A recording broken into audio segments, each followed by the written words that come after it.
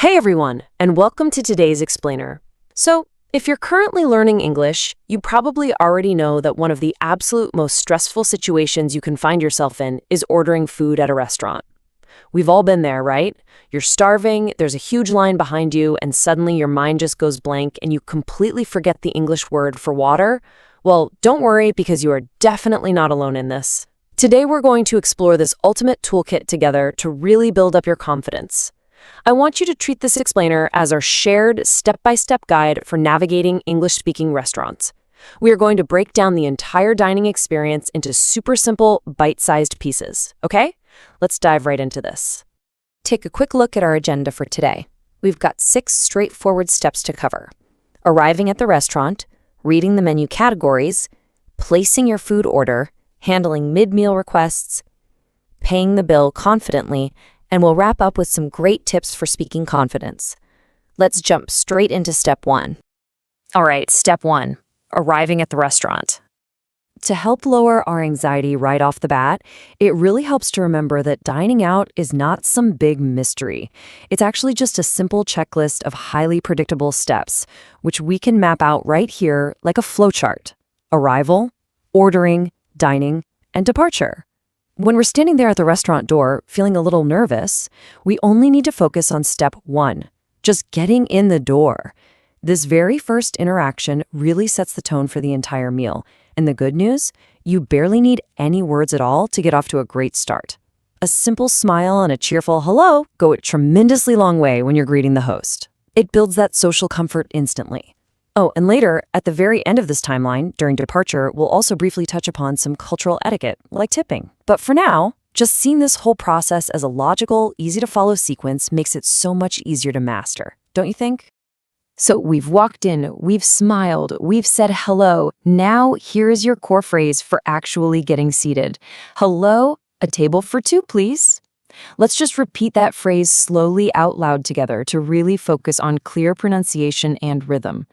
A table for 2, please. Notice how we use the word please. It's basically a magical word in English restaurants that instantly makes us sound polite and friendly. And of course, you can easily swap that number out. If you're alone, you just say, a table for 1, please. If you're out with a group of friends, a table for 3, please. Super simple. The waiter will likely just smile back, reply with something like, this way please, and lead you right to your seat. Moving on to step 2, reading the menu categories.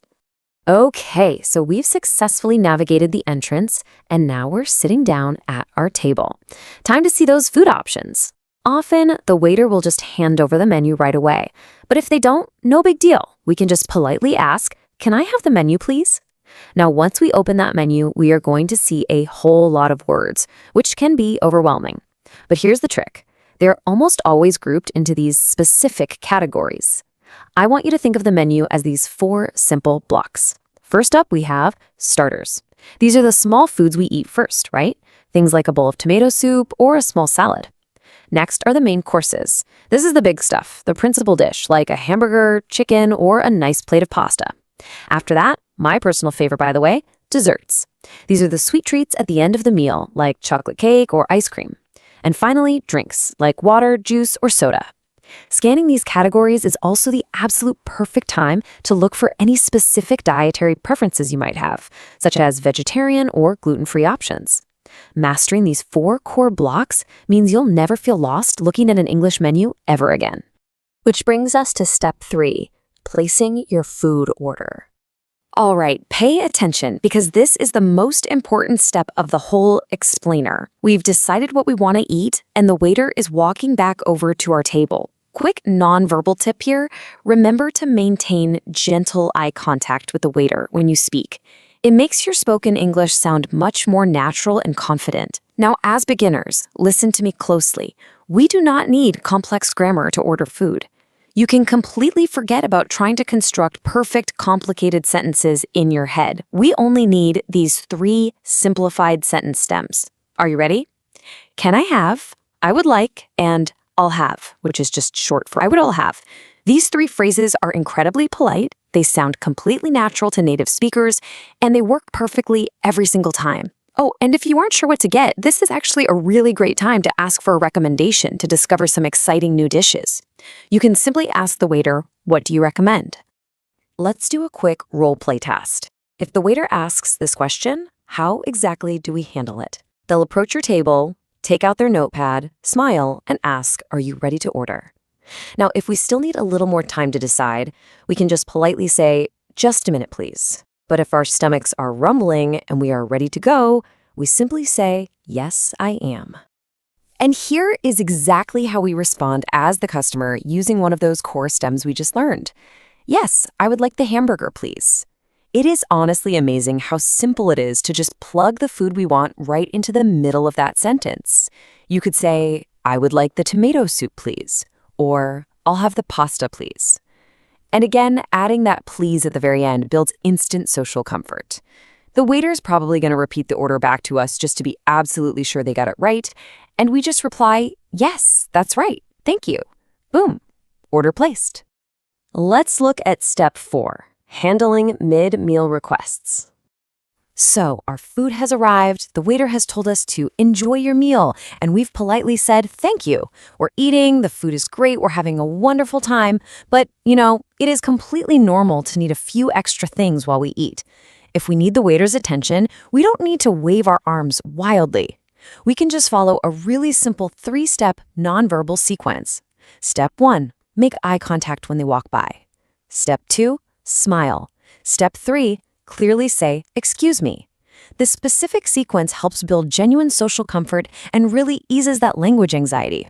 Trust me, "excuse me" is the absolute best way to politely get someone's attention in English without feeling awkward or embarrassed. Once they come over to the table, we just use another one of our trusty core stems. "Can I have some more water, please?" This phrase is highly useful and totally adaptable.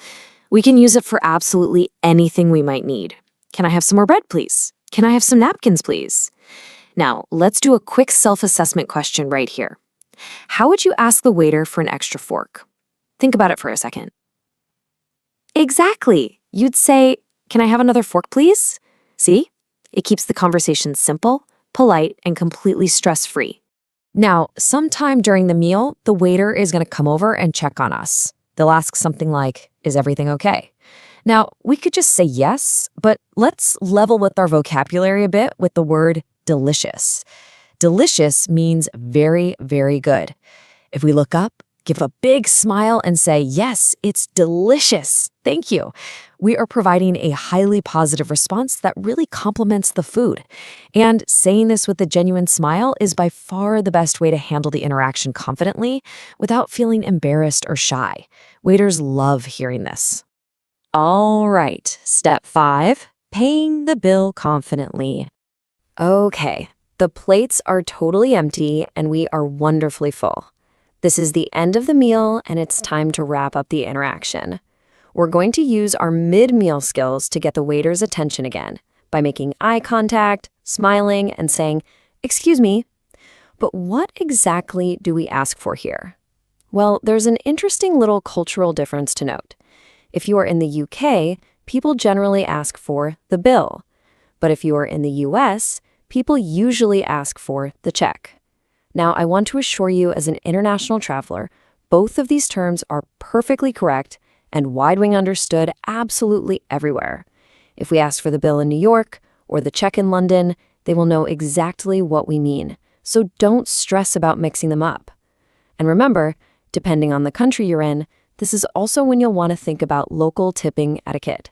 So here is our practical phrase combination for this step. Can I have the bill, please? Do you take credit cards? I highly recommend repeating this phrase slowly out loud right now, just to focus on the rhythm of the question. Try it out. It's a really great habit to ask about credit cards upfront, just in case we don't have enough cash on hand.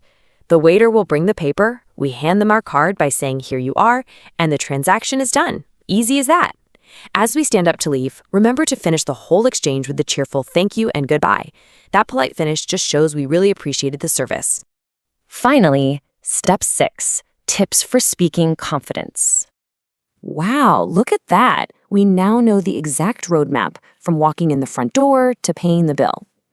But look, I totally know that speaking a new language in public can still feel a little bit intimidating. So I want to offer some warm encouragement specifically for my shy language learners out there. I highly encourage you to take a screenshot or a quick photo of this checklist right now to keep on your phone as a portable guide. Number 1, smile. A smile is understood in absolutely every language, and it instantly makes people want to help us. Number 2, keep it simple. Don't try to order dishes with long, complicated names your very first time out. Just start by ordering something familiar that you already know by name, like a pizza or hamburger. Number 3, mistakes are okay. Trust me, a positive attitude overcomes perfect grammar every single time.